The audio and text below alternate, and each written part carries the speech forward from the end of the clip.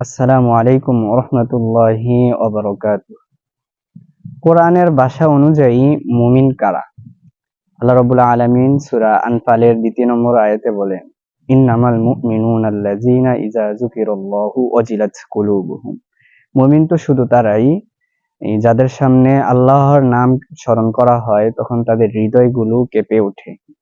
ওয়াইজা তুলিয়াত আলাইহিম আয়াতুহু, আর যখন আল্লাহর আয়াত মানে কোরআন তেলাওয়াত করা হয় তাদের সামনে, আয়াতুহু জাদাতহুম ঈমানা, তাদের ঈমানগুলো বৃদ্ধি পেতে থাকে, তাদের ঈমানগুলো বাড়তেই থাকে।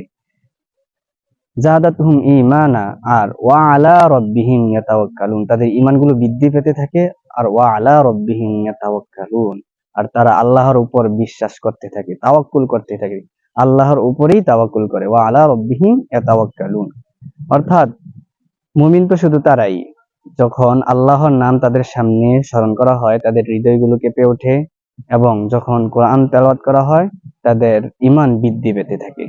এটাই হচ্ছে মুমিনের বৈশিষ্ট্য। এটার মাপকাঠিতে আমরা বুঝতে পারবো প্রকৃতপক্ষে মুমিন কারা। আমরা নিজেরা মুমিন কিনা, আমি নিজে মুমিন কিনা সেটা নিজেই পরীক্ষা করতে পারবো।